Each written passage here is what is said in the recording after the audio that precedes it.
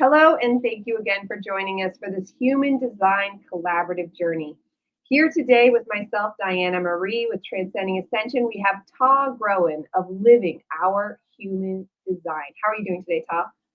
I'm doing great. Thank you. Thank you. I'm on my phone today.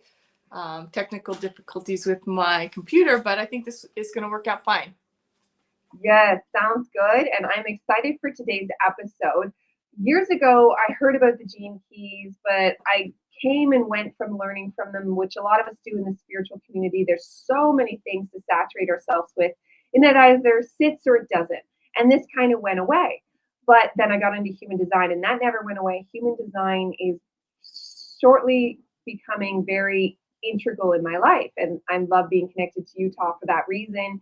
This is just a fantastic connection. I hope the people watching feel what human design can do for them. It's so fantastic. It's so deep. But going back to the gene key, which we want to talk to you about today, I now see deeper wisdom in it because it is a more poetic version. And we want to discuss, and the creator of it, you know his name. What's his name? Richard Rudd. Richard Rudd.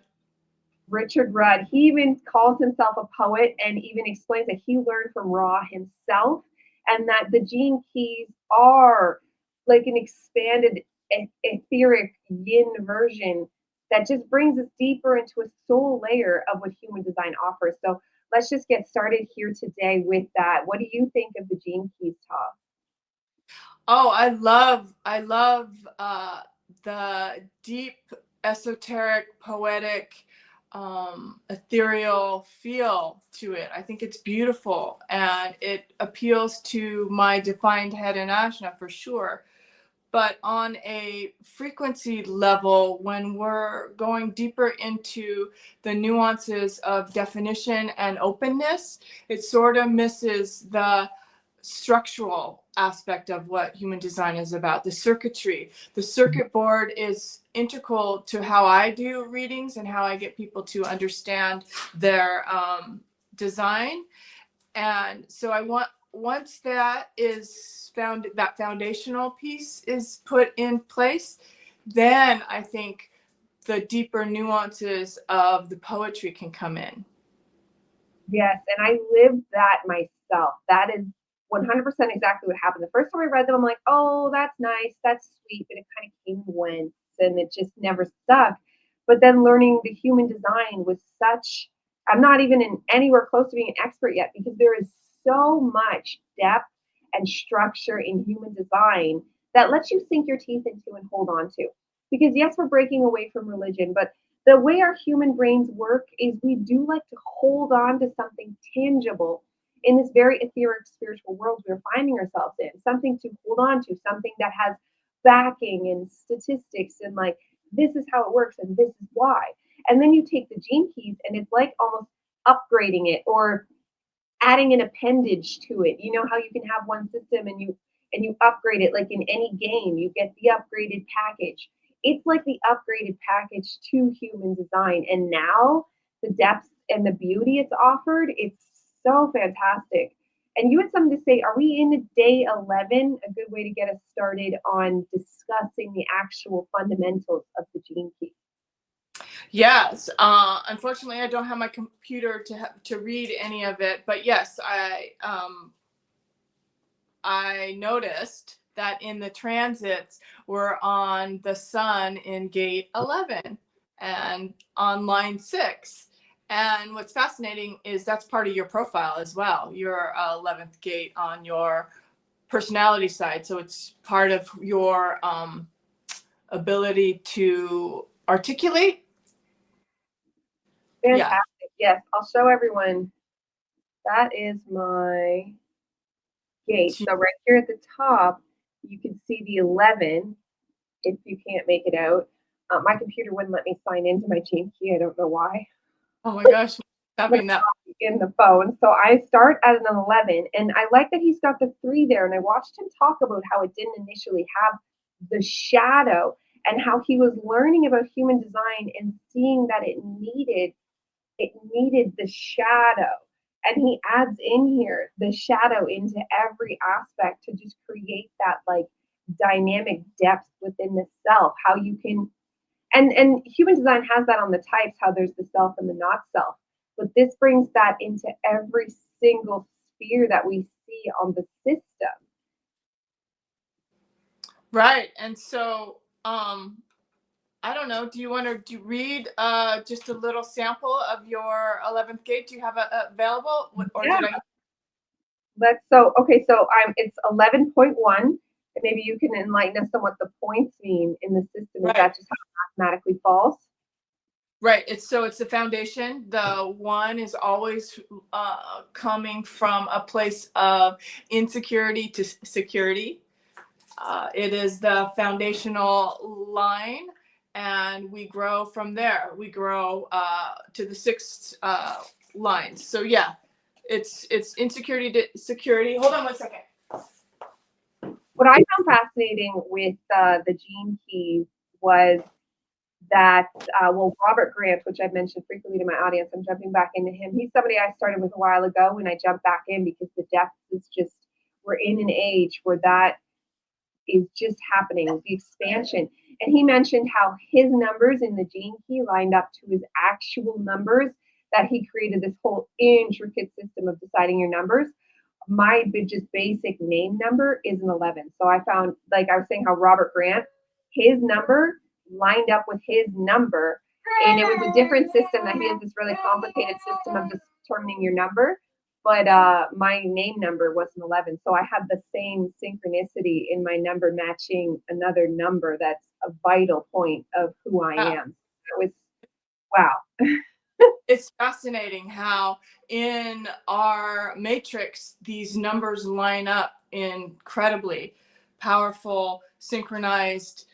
Yeah, so that I have a similar similarity with my gene keys. I'm a 45 on my unconscious, and 4 and a 5 add up to 9. I was just saying about that. Yep. Yeah, and I was born September 9th, and my house number is 4005. So you can't make this stuff up. My house is 11.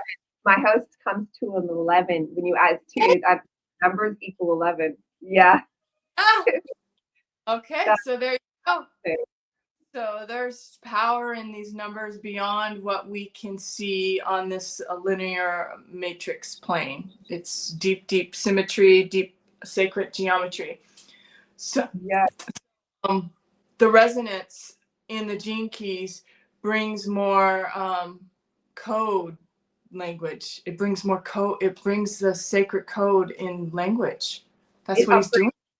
Our algorithm. I'm learning more, and this is why sacred geometry is so profound, which we're both getting called to learn deeper about now. And I just keep going down. I started drawing it myself, and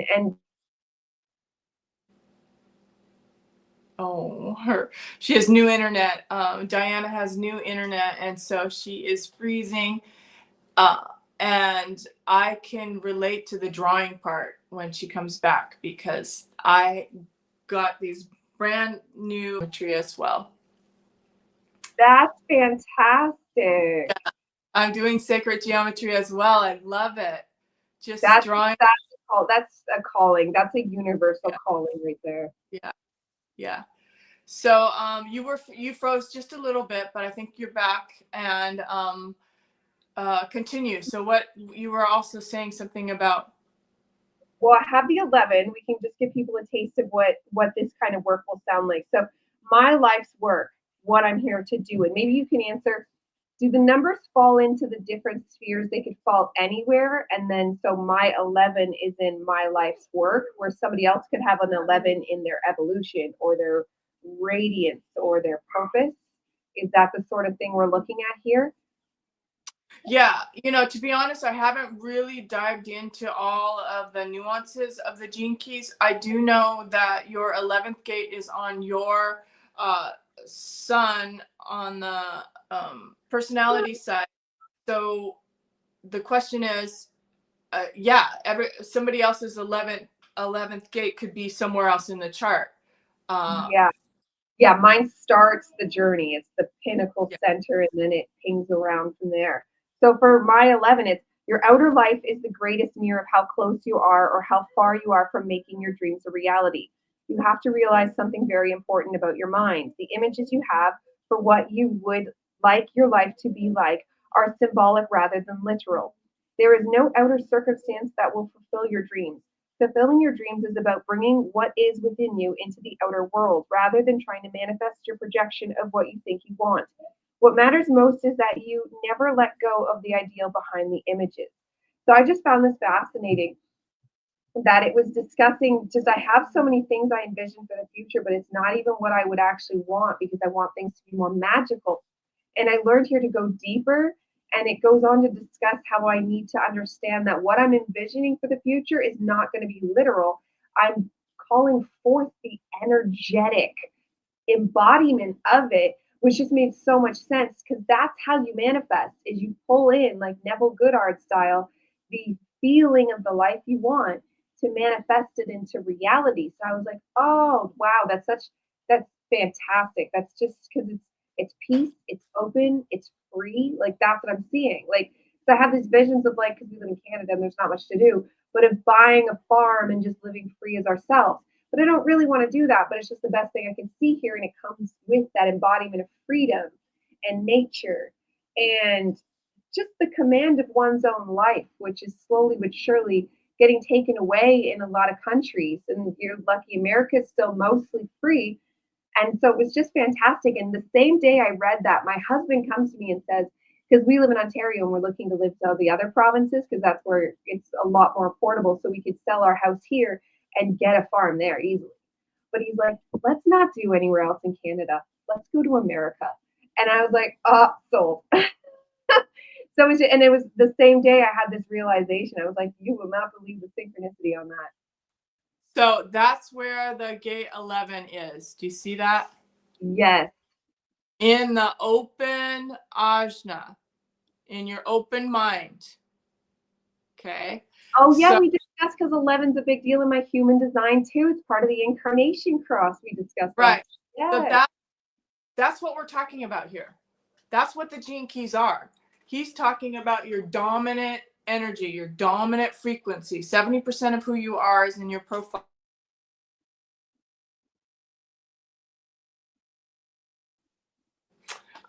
All right. So I love this. We're just so on point. So the 11th gate is 70% of who you are. And it is on your open ajna.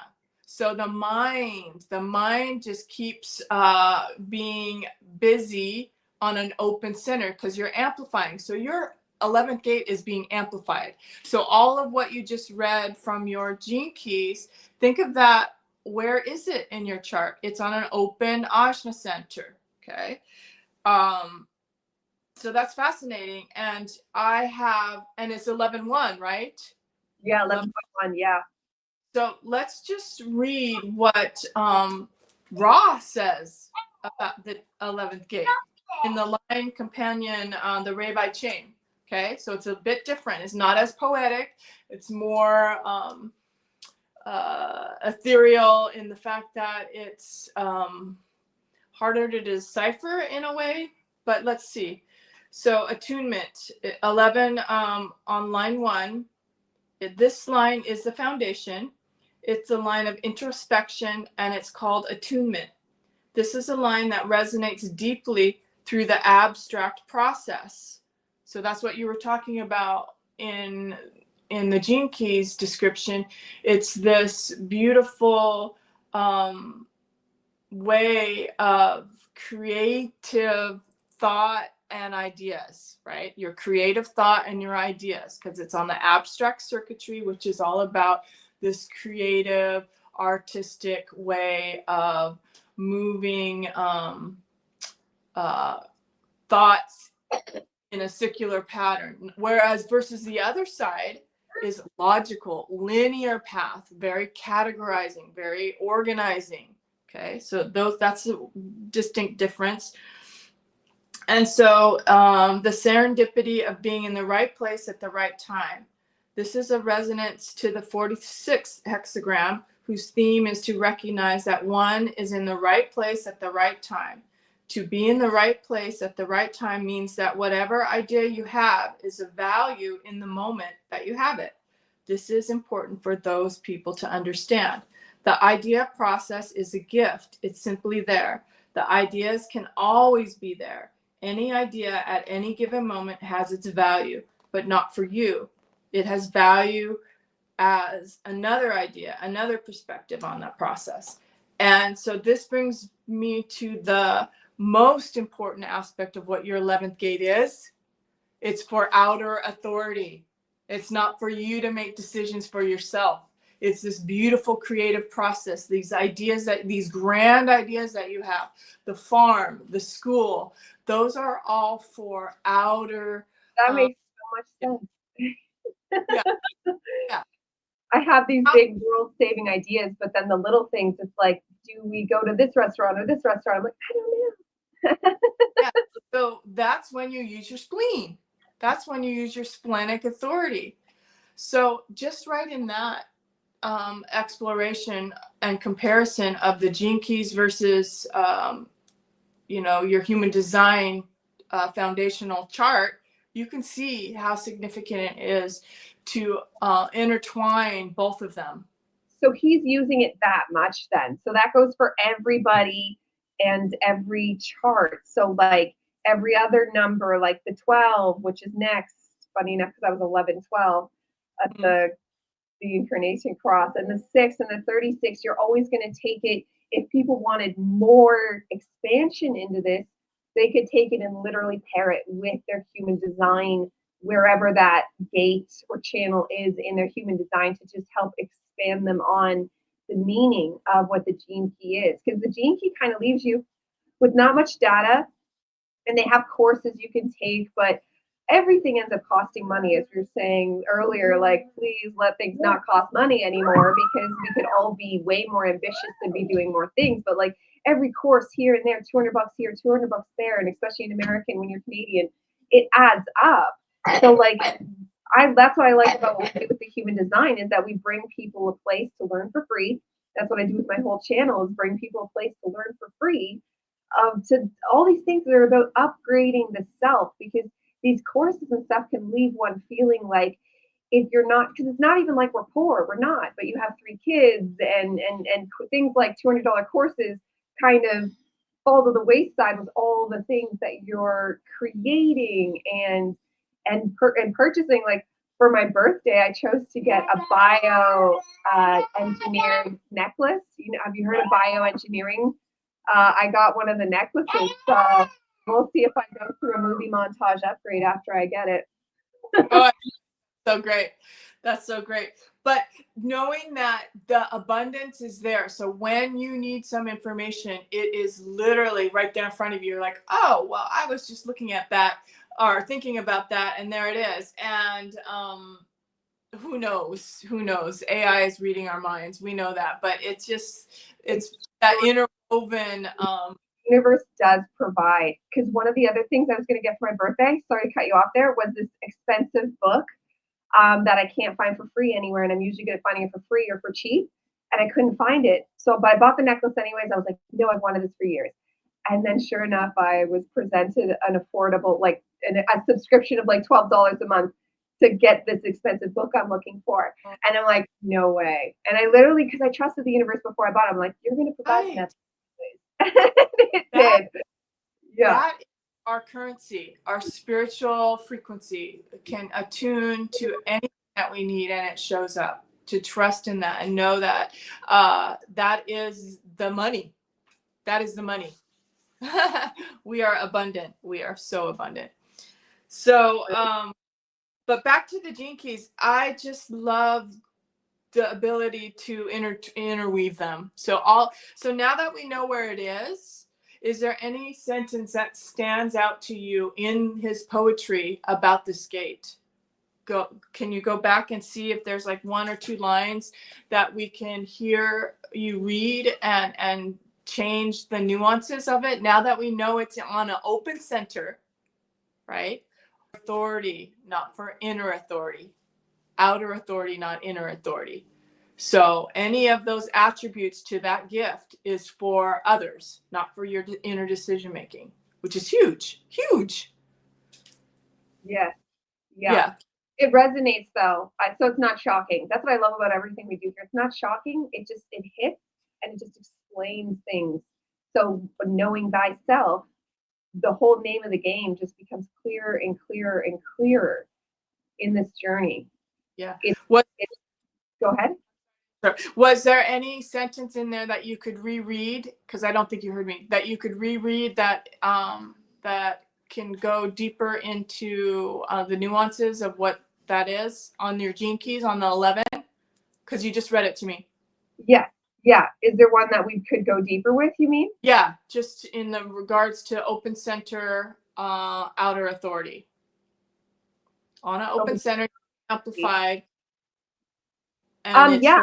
So my next gene key 12, in my evolution, what I'm here to learn. Your greatest challenge in life is to learn to discriminate which ideas and ideals can actually be brought into manifestation and which cannot.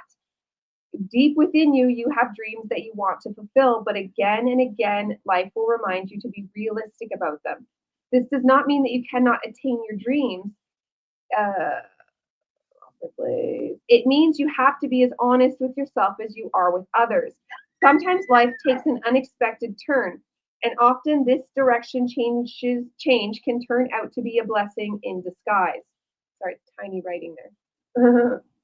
So it is on, whoops, it is on, oh, you see that? Yeah, in the throat. On the throat. So that is on the throat is what you're describing. So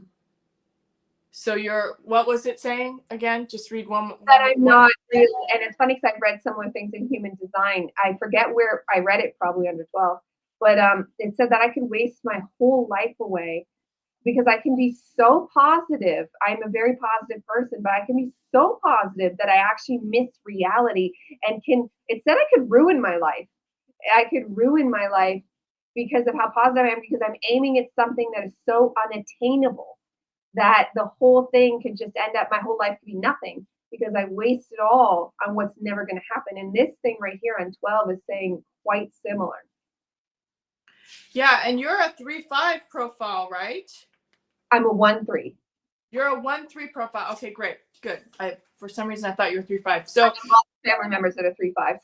Okay, so let's do what we did with the 11. Let's go with that in mind. It's on an open center, on an open throat, gets amplified. This is the center of town. This is the circuitry that is for the individual process. It is under pressure by your emotional wave, and everything having to do with the 12th gate has to do with the nature of the voice, right? So that's why we're here. I know I can try if I'm in the mood. This is the whole key to the 12th gate. So you're on the monk. The first line speaks for a hexagram, and this first line is called the monk. This gate is not called standstill for nothing. This is about the monk. This is about being isolated. It's one of the 3 gates of aloneness and is about waiting and being contemplative. It's about restraint until one is in the mood. Then it is the right time. So it's so interesting because that doesn't have anything to do with what you just read. Isn't that interesting? I can almost see it. I'm seeing it. Where if I'm a contemplative person, a dreamy person, if I sit with it longer, I've been doing that over the course of just since awakening. When I first got into it, I was very impulsive and jumping on everything that came my way because I was just obsessed with growth, and it actually equaled more than nothing. Where now I sit, I let it resonate, I feel for that splenic hit to be like, now act. This is what we do. And it's funny because even the simple thing of reaching out to do human design with you, that was something that I waited for the hit. I waited for it to be like now. But it had always sat with me ever since we had our discussion. I do podcasts with people all the time. They don't always stay and like nag at me to like talk to that person again. It did. And then, but I waited and I did. And then here we are. And like, I've been doing that more and more and more to just wait. And Yeah. when I think that waiting, so sitting in the monk. Yeah. Yeah. And it says, I know I can try if I'm in the mood. Yes. Yeah. So that's it. That's it. So let's see if there's anything else I can pull from this I Ching explanation. So it's about the emotional wave, because this is pointed right to the emotions. So that's why it's talking about the mood and the wave of the mood, because that has to do with the solar plex, which is straight down from the throat down to the emotional center. So it's all about you feeling, gosh, how is this?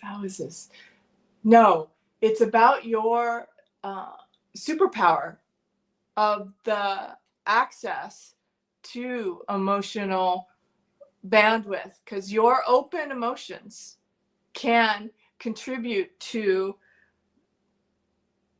the nuances of what you want, right? For all of us, because of the projector aspect of who you are, right? The projector aspect is here to be recognized, and your ability to communicate that has everything to do with seeing the other, knowing our emotional nuances, having the wisdom to know what we need, right? These are all keynotes from you, from your chart. And so that comes into play when you're reading about the poetry, right? Do you kind of get it? Yeah, Like, so it definitely is almost the yeah, same thing. They're just pulling more out. yeah, where you get to see the circuit board and you get to see the aura, and you're like, I'm a projector who's wanting to be recognized, and my wisdom center is the emotional bandwidth. So all of those come into play when you are expressing your gene key or your gift. Is why I find that the first foundational step is know your aura type, know your inner authority, get a handle on the frequencies of each center, and then go deeper into your gene keys and into the poetry. Yeah, yeah, because it lands better and you find the correlations into certain things. Like there's one here, and I didn't memorize the number. Yeah, it's gate 36. That's your main gate, isn't it? That That, that is very, very important for you. That 36th gate is your unconscious, and it is what pulled you into the chaos and into this place of avoiding confrontation and truth. It's your open it's your open emotional center. So let's do it the reverse. Let's read what Ra says in the I Ching for the 36th gate and your third line, right? 36.3, because see how it correlates? It's part of your profile. yeah, Yeah, on the other side. So you're gonna read it after I read what some of the Ra's teachings are on the 36.3. So first of all, where is the gate? Okay, so everybody can see. See if I can do this again. You yeah. see it? Emotional, yes. I see Emotional that. center. It's in the emotional center, and it's the darkening of the light. So this is one of those, one of the ones that we all remember, darkening of the light. Because 36 hexagram is by far the most powerful wave releaser that we have. It has a direct access to the throat. And where is it pointing? It's pointing to not the 12th gate, but to the 35th gate. Just the reason why I'm bringing in that is because your 12th gate is what we just read. And this 36th gate is on the other side of the 12th gate. Anyways, Yeah, that was just some technical. So let's see. The gate of inexperience. It has been initiated by the 41st hexagram, which initiates the fantasy, the beginning of a possible new experience. It finally gets into the solar plex system. So this is the human way because it's the gate of inexperience. What happens is that regardless of what the experience is going to be, there's always a point of crisis, maybe a tiny crisis, maybe a huge crisis, but inexperience always leads to that. You can't help but make mistakes when you have never tried something before. You have to be very lucky to avoid that. In that sense, this is the nature of crisis here.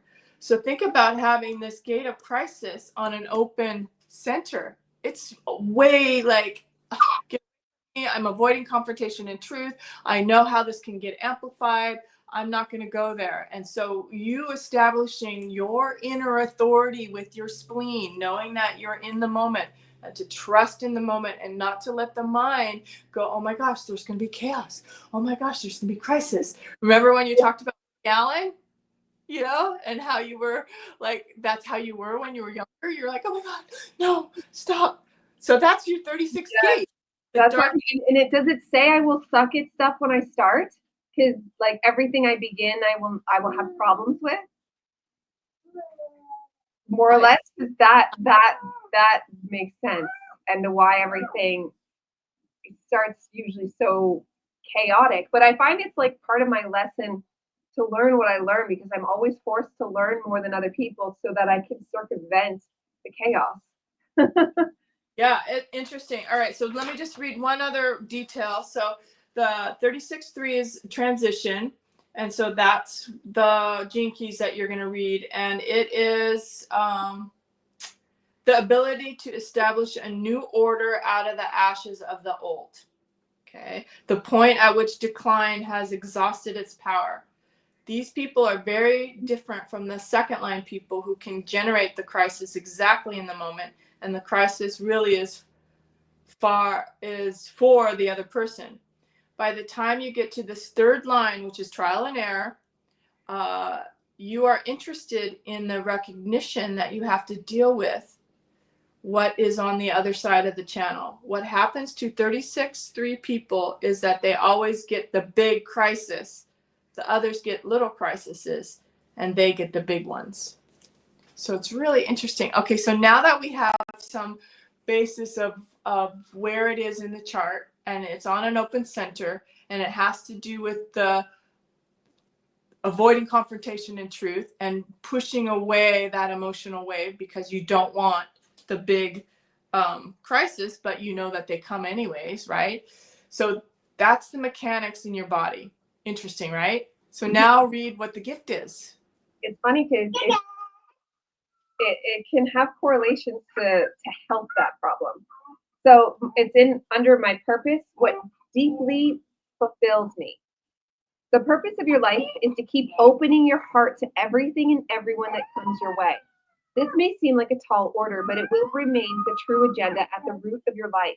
In the beginning, you may well find that whenever you feel hurt by something or someone, you close down. Over time, however, you will learn how to remain soft and open, whilst at the same time having firm boundaries that prevent others from abusing you. In this way, you will see that no one can really hurt you unless you choose to be hurt. This attitude will ensure that you keep expanding and opening to deeper and deeper states of consciousness, especially as you grow older. You will know you have discovered your life's purpose when you can welcome every single situation or event that occurs to you as an opportunity to open your heart, even if you do not derive pleasure from it. Yeah. So do you see how it complements each other? Mm-hmm. Yeah, it's almost like that version, like the human design version, was like the old version. And I feel like I'm more in that heart-centered space now, because heart-centered space is the name of the game when you're trying to enlighten. Like you are automatically called and told to live heart-centered. So I found that hilarious. So my purpose is enlightening. Yeah. And then it helps go through every situation. Children teach you this, like, because everything with children is chaos and everything. So you just learn as a mother to keep that heart open. But I found that it equals everywhere. Like everywhere you go, it just keeping that heart space open is better. And I've learned to be hurt. Like people, you get betrayed enough, and then you learn, especially when you're the only spiritual person and it feels like an atheist country, you learn to get hurt, and but you learn to do it openly and in a place where I understand. You just don't know what I know yet, but it's from a full love place. You know what I mean? It's not like when you're first awakening, I feel like a lot of us go through that. How do you not know this? Why? But then you kind of bloom out of it and you learn to just love them anyways. There's still moments of frustration, but for the most part, even in the frustration, there's still love. Cute. You're so cute. It's your open throat. What I find the most fascinating about comparing the two, of the way that the structure is in my mind with the open, vulnerable emotional center, right? And how it's your not self and what can happen. And then go to the beautiful poetry of how it's sort of a mantra to soften that, to protect that, to bring it into a high emotional maturity. Did you see that? When you'll go back, and when we re-listen to this, you'll say, oh, from this to that, from the contrast to the high end. And we need both, because you can't understand the vulnerability of who you are as an open emotional being with your incarnation cross on your open emotional center, right? And then know the vulnerabilities there. And then the solution is right there in the beautiful gene keys. It's so incredible. That's what it was. It's like, oh, there's the answer to my not so emotional, scared, free. Oh my gosh. That Woody Allen thing is gone when your beautiful gift. And so that's why I find it so beneficial. Like that is application of it. Understand your structure, understand your circuit board, and then go in and enjoy the nuances of the poetry. Yes. Yeah, for sure. I definitely see that. It's funny. It's like a storybook on your life. Like if someone was to concise it down, to write it down, like it's all there, and it's just, there's something that can be said about like knowing you're in the right place for once, at least in this regard. I don't have everything figured out, but opening the heart, it's like it's almost like the beginning of the next stage. Because when you're closed down and you're too worried about getting hurt, you just can't progress, and not at a good rate anyways. Right. And so that's what it is. I love the gifts. It makes me want to read, go back and read mine again, my gifts. I think I will. Yeah. Because your top is a 36, right? Yeah, I have 64 and 63. What do those mean for you? Or do you remember offhand?